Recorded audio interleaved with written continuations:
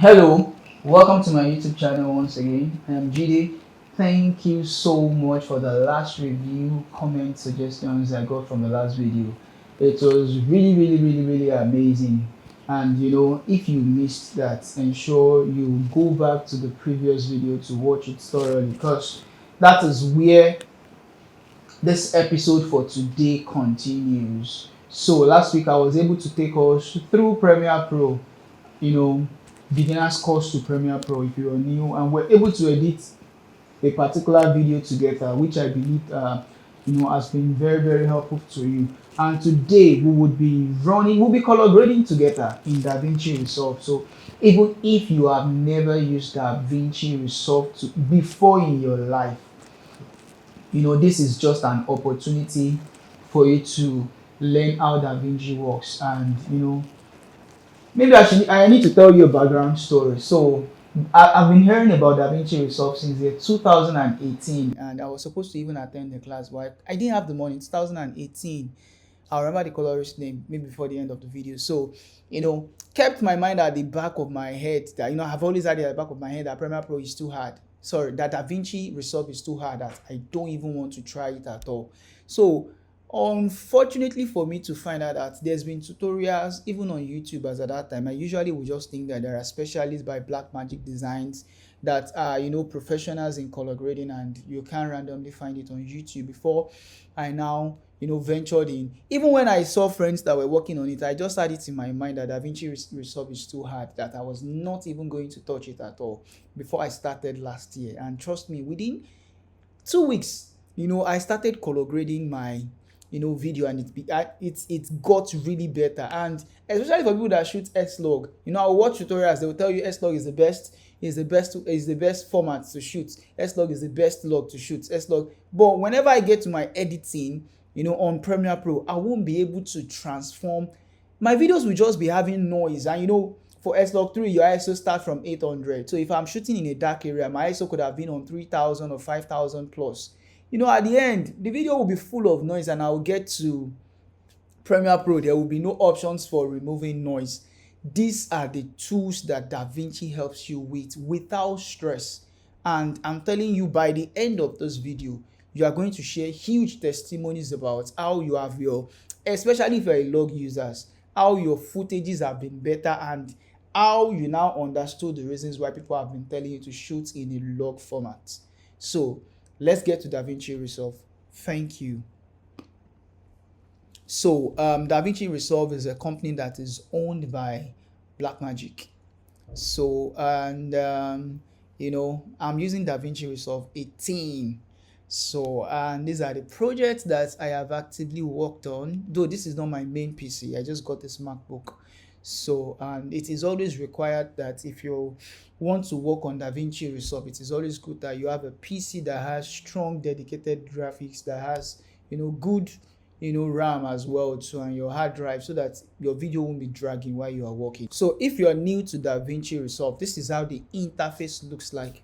And I've always told you, as a creative, whenever you are learning any new software, I remember when I first opened Premiere Pro, when I first opened DaVinci Resolve, After Effects, man, I was like, this is too hard. I'm not even sure I was going to learn all these softwares. And today I've gotten really better with them. So let's move on. This is how the interface looks like. So I'll be introducing you to the main buttons, all the welcome buttons first.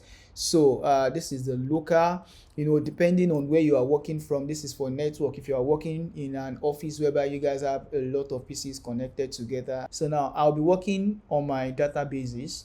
So and I'll be choosing a new project.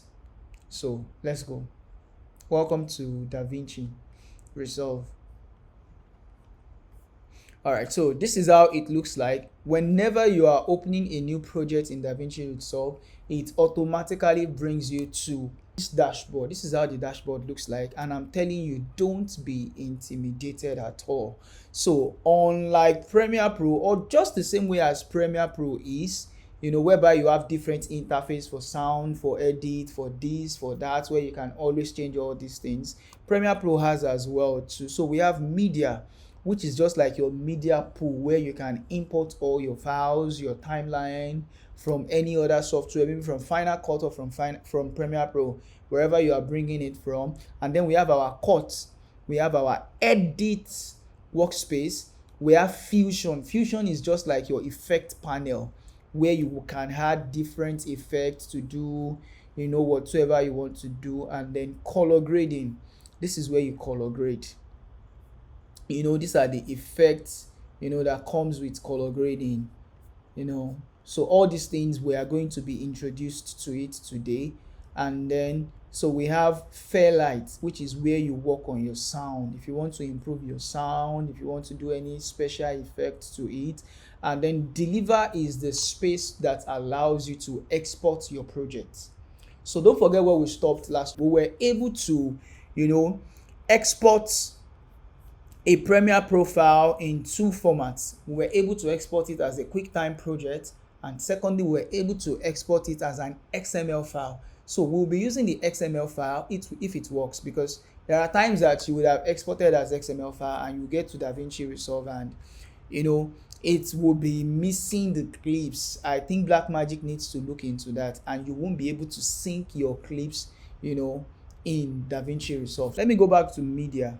So now I need to import that particular. If you could remember that whenever you export a file as XML, it does not come as a media file. It is just a file that has been encoded. It is just like a coded file, like a written code. So you can't export it like the way you will export a video, and it was the entire timeline that we exported. So you need to import timeline here and not a media project file. So can you see timeline and then import? Then you will see different formats that could be imported. So we'll be picking XML, and then can you see that once I tapped on it, it automatically left this media and it went to edit. So let's look for that particular file, and then you would pick. So it usually would give you a default settings that welcomes everything automatically. So let's go through the settings together. This is the title, this is the source file, the particular timeline that we are importing, the name, the time code, automatically set project settings, automatically import source clips into media pool, ignore extensions where matching, sizing, use the same sizing information, and then I'll just tap on OK. The clip was not found. So that's why I said I usually would have issue with importing. So let me see what it has and what it does not have. It gives you information about your log informations. So now let's zoom it in, and so I'll be playing it to see if it has. And these are the files that I disabled. Like I said, if you missed the previous file, ensure you go back to it. And this kind of project, this kind of timeline that I imported is for an edit that has already been done in Premiere Pro. I'm not editing afresh here. So get that right. That was why I said if you missed that previous tutorial, ensure you go back and watch that. So let's check this. And there you have it. Can you see that the same way I tracked in at the beginning of the video is still retained all those We information? have come to the end of another exciting, fantabulous episode of Talk Uncensored with IDD.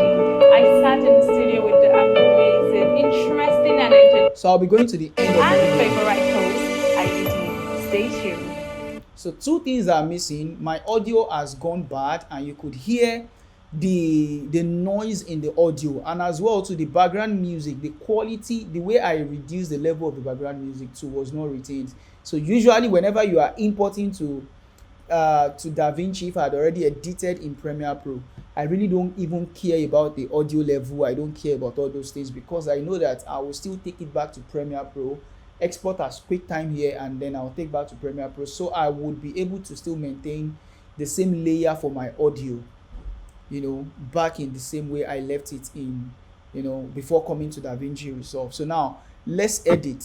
I would have loved to show us the workflow of edit here, but we would not be, focusing on that here. So let's go to the edit.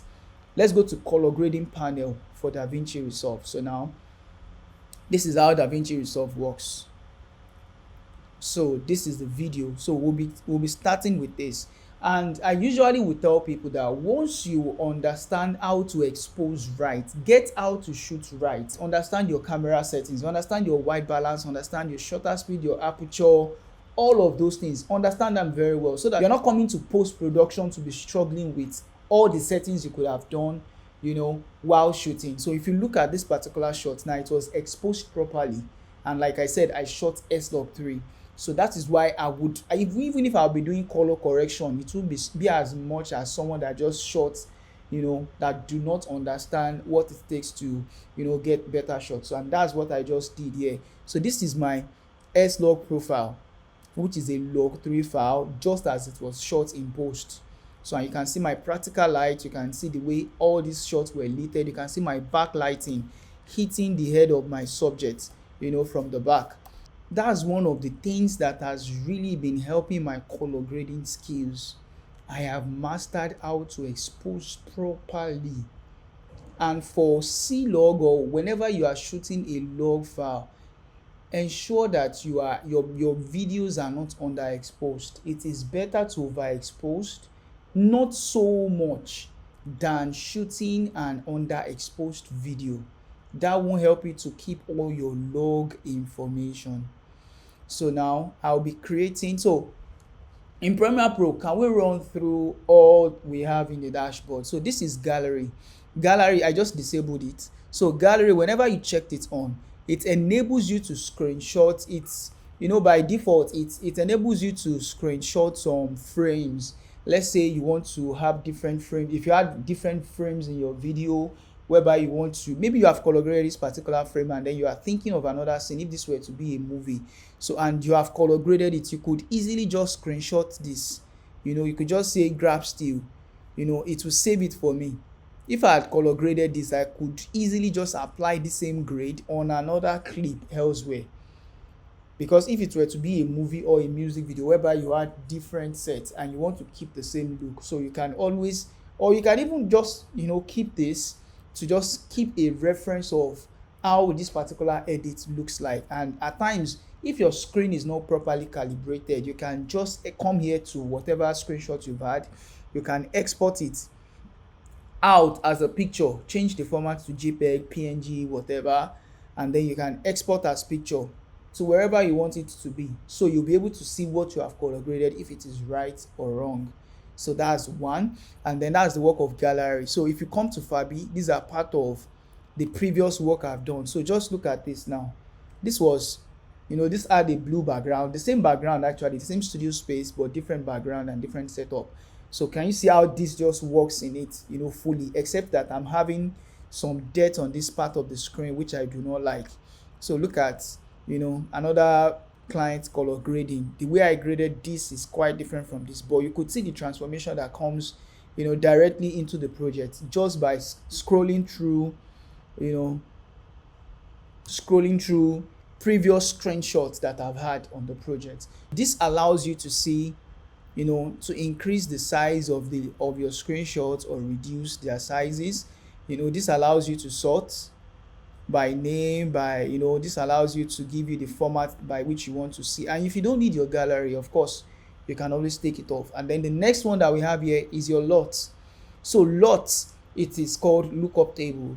So it means that there are some default lookup tables that comes, with DaVinci Resolve, and allows you to be able to discover easily the kind of log information that your video needs to be transformed to Rec 709. All the football sports that you watch, all those live games that you see, usually they are in Rec 709 format. That is what your eyes can see, even though the camera records all your camera information in log profiles. So now if I'm coming to ARRI, so and it asks for different cameras. So if I had shot this on ARRI, look at what ARRI looks like just for converting it to Rec 709. You can see ARRI log C to Rec 709. Astro Design, Blackmagic Design. If I shot this on Blackmagic, depending on the camera I used, you could just use this to convert it from Blackmagic Raw, you can convert it directly to Rec 709 from here. So this is for DCI, this is for DJI drone. If I was working on a drone clip, you can see the transformation that comes immediately by just tapping on this log. So if you are not a very good colorist, or you are not good at color grading, so just come to whichever. This particular one was shot on Sony, so come to S-Log3 Cine S Gamut 3. Can you see how it looks like? See, once you get this, then you can now just come to your color correction and do 1 or 2 3 adjustments. This works like magic. The day I discovered this, that was when I knew that DaVinci Resolve is not even as hard as people claim it to be, because that was the very first time that my S-Log file was moving from ISO. All the noise in my video was disappearing in just by throwing just one options there. My video really got better. So this is another one. This is another S-Log profile. This is S-Log2, but this, I think I like this S-Log2 even though I filmed it in S-Log3. You can see the way it's retained the color of the clothes. You can see my background color. Let me drag and drop. This is how to apply it, or you double click, so you can drag it from here and drag it on your video. Can you see? Look at the difference between these two files, from what it was to what it is now. This is S-Log and this is just S-Log2. So let's try S-Log3 to Rec 709. So it looks too exposed, which I don't really think I like. So S-Log2 seems to be like the perfect one for me, but we are not going to be working on the default one that we have. So I will just come here to my node. Think of node as a Photoshop layer, whereby you are able to arrange all your layers that you are working on one by one. I think that is how you should see a node. And they don't bite. Get close to them, make them your best friends. Node, understand how they work. They are your friend. At times we see a colorist that has made about 400 nodes just for one clip, and you're like, geez, am I sure I want to really try this? So like I'm showing you, it's very easy to work on. So now LUT, I think that's all about LUT. So I'll be closing my LUT scene as well. Media pool is where all your video files are, but you don't need media pool here, because once your clips are turned on, I see no reason. Can you see the difference now? Clips allow you to see all your video clips in a larger thumbnails, instead of just having, these are clips as well too, instead of just having them here. So you could use this clip to check them in or not. Timeline, you can see my timeline just left. If you don't need it, if you're using just a laptop, you don't have an external monitor to preview on your screen, so you could just turn off your timeline as well. So if you don't need your clip, you could turn it off as well too, and then maybe you work with just media pool. So but usually, even if I'm turning my timeline off, I usually would want to have my clips, so I would know what next. I can know the scene that is very close to this particular scene again to work with. And then these are my nodes. If you don't want to see this node table for now, you want to take it off, you can take it off. And then effect panel as well too, you can turn it off. Can you see how we have been able to solve half of the screen of what we have in DaVinci Resolve? DaVinci is that friendly.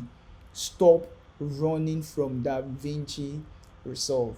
So now I'll be checking it back. Alright, so you would see that we are half done on DaVinci color grading tab interface. So we just spoke about effects.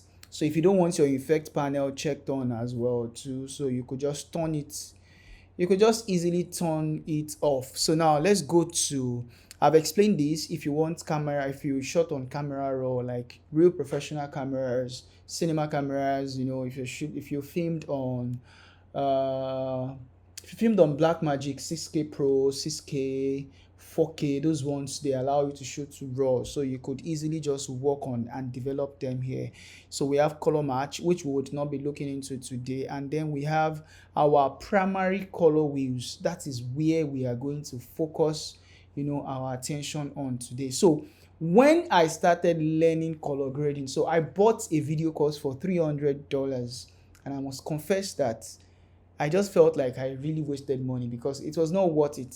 This particular YouTuber would come on a purchase video course. He would say, I'm about to show you something that will change your life forever.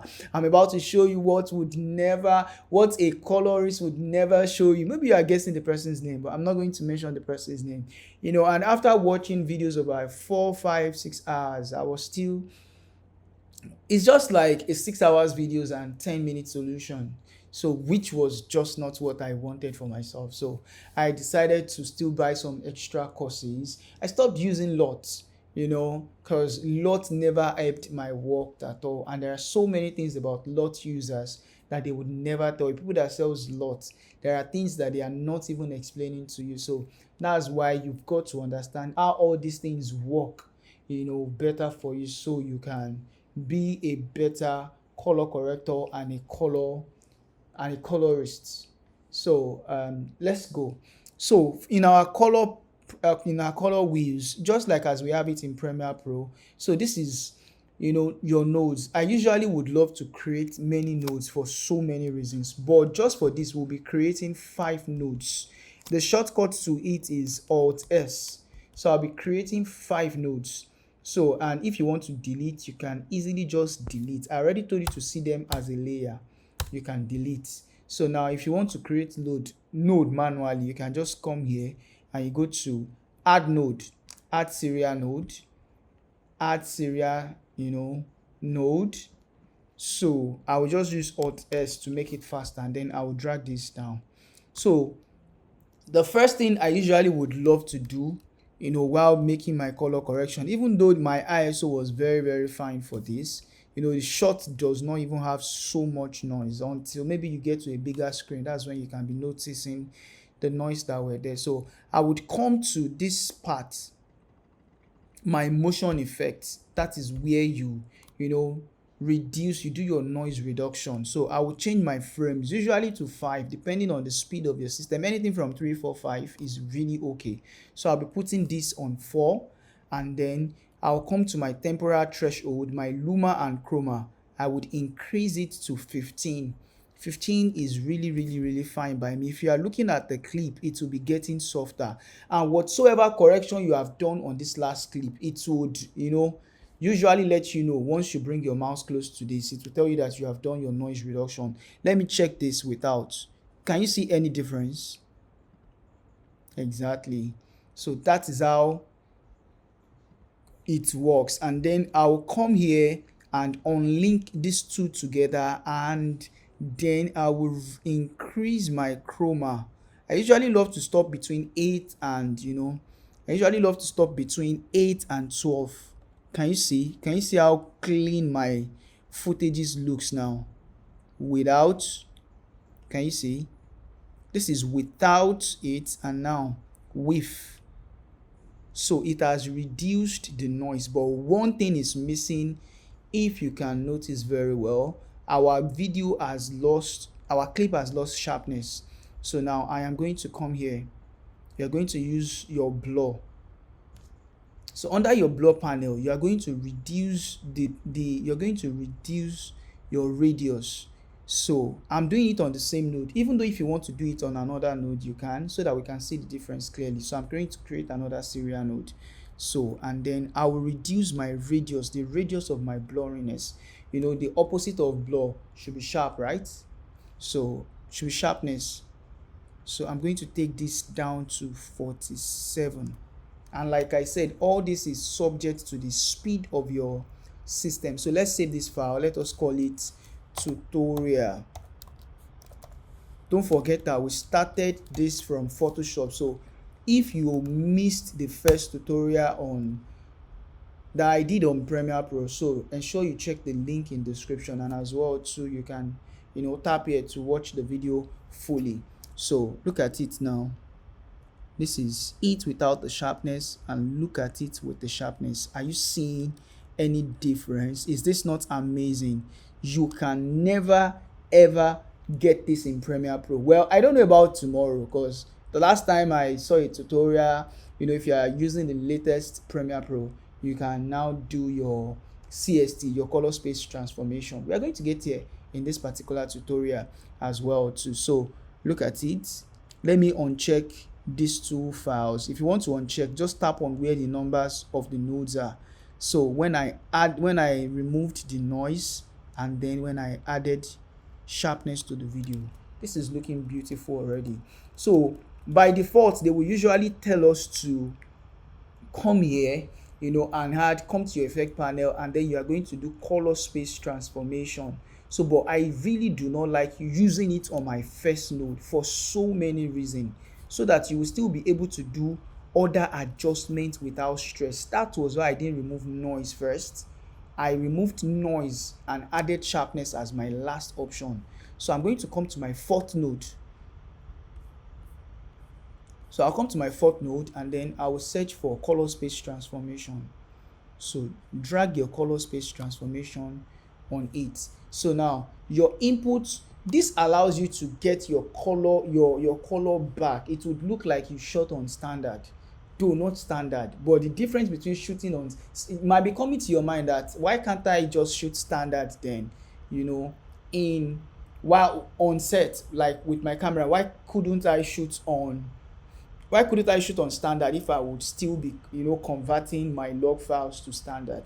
The difference is log retains every little, the tiniest of your information, it retains it. So you will be able to do so many adjustments that you wouldn't have done with, your standard. You could do a whole lot of manipulations on color here while you film on log. Alright, so now my input color space is going to be on Sony. So can you see all the cameras that Blackmagic gives to us? This is beautiful. Blackmagic, any camera that you have shot on, Canon, Cinema, Gamut, DJI if it was a drone you used, Dragon, which is Red Lab, Panasonic, that is if you're shooting on Lumix. We have a lot of things, a lot of camera here. So now I shot on Sony S Gamut 3 Cine, and that is what we'll be picking here. So I'll be picking this for my input color space. My input gamma as well too is going to be the same S-Log3. Are you seeing the difference, the transformation that is coming to my camera just by tapping on 3 different things? Your color has changed immediately. Like I've said, you will never get this on Premiere Pro. This is Premiere Pro 2022 that I'm using here. Look at the lumetri color. It only has basic, correction. You can't see any input lot here. Though I found out that some of these lots would, but you won't just get it right. Look at it. Just your normal correction. If you are coming to creative, see what you have here. See what you have under your curves. See what you have. I mean, DaVinci gives you more options, than running your edits, your color grading on it. So just look at the 2 things that I've done now. Then my output color space is going to be on Rec 709. Are you still enjoying the tutorial? Then my output gamma as well. So for this particular shot is going to be Rec 709 as well. So look at the difference that we have been able to make just with 3 nodes. So your tone mapping, you will change it to luminance mapping. Why under your gamut mapping, you're going to choose saturation compression. Even though I really do not even like changing this, because it makes it to have the skin usually would move from what we shot from. If you leave it on DaVinci, it is still maintaining very close to what my client's skin looks like compared to this. So depending on the one that works better for you. So let me try luminance mapping, and then we'll see how we can now correct the skin in post. How we can correct the skin with another node. So now this is where we all started from. This was what the camera brought in, and look at how far we have been able to come just by working on 3 nodes. So I think this is working for you. So let's rename all these nodes. You will come here and then you will see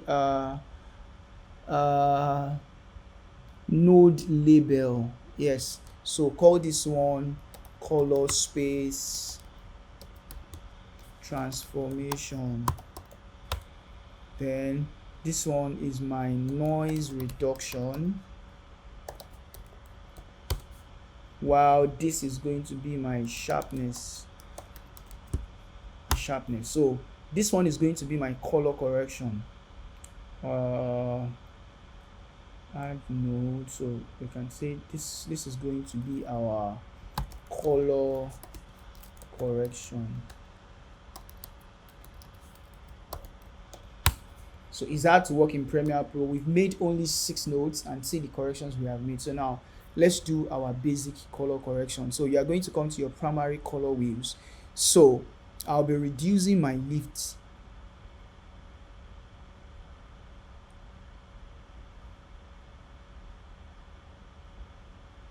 Can you see the difference?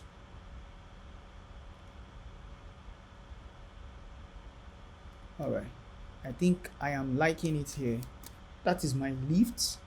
And then I will come to my highlights. I will increase my highlight up a bit so that I can retain the quality on it. Then I can come to, I usually would even prefer to do all my correction in black and white. So once I can see my shadows being, my shadows being separated properly from my highlights, and I can have my mid-tone as well too, I'm always good on my correction. So I could come here as well too, reduce this down a bit so as to have contrast in my image, and then I can still add highlights.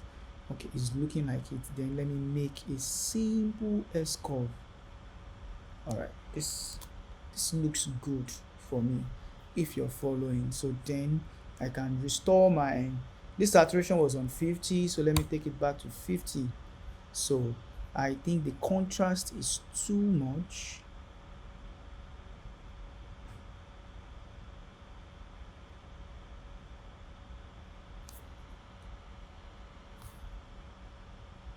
Let me work on that again. Yes, this looks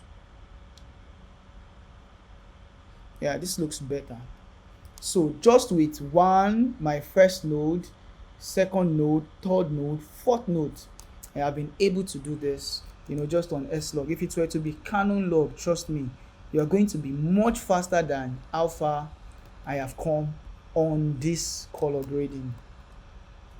So let's look at how we began. We began this way, and this is how far we have come. So, and if you are to apply, if you want to, like I said, whenever you are color grading, just come back to your gallery so that you can save that particular style. So I'm going to create another power grade album. So I will name it tutorial, so I can save this style, tutorial, and then I would screen grab this. Can you see? So if I want to come to my next video that I have not color graded, I easily would just drag and drop, or I just double tap, and all the things I've done over there will just automatically come here. Can you see? It sounds beautiful. So if this works for you very well, let me know. So in my future videos, even though this is not very perfect so even though this is not very perfect, we'll be talking about how to correct our client. You can see how neat the images are. I think I'm really loving this. So from this to this, so I think we have made great progress if you're watching this. So that's just how to begin your color correction and color grading. But few things are still missing, which I think I could work on here, like very fast. All right, so that's the basic introduction to DaVinci Resolve. We have been able to do a lot of transformation just by one key. There were no hidden shortcuts. That was why I made everything so plain to you. So look at where we started from. And of course, if this looks good to you, trust me, we have not even started at all. And this is just the basic introduction to DaVinci Resolve. If you now want to even make your subject to stand out very well, so you could make a mask around her. So, and that is what I am going to do. I would wrap this particular course up. So I'll come here, come to this window panel, and then I will tap on this. So I'll make the window around my subject. Yes, this is looking beautiful. Can you see how it looks here? So then I would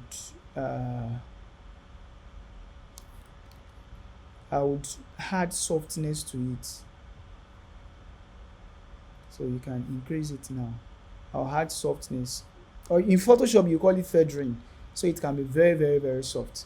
So then I would now create an outside node, so which is going to be the inverted part of this same.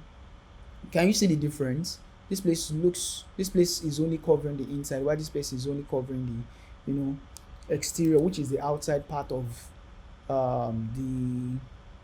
the window that we just created. So I would need to reduce this. So to create that vignette, I'll bring this down.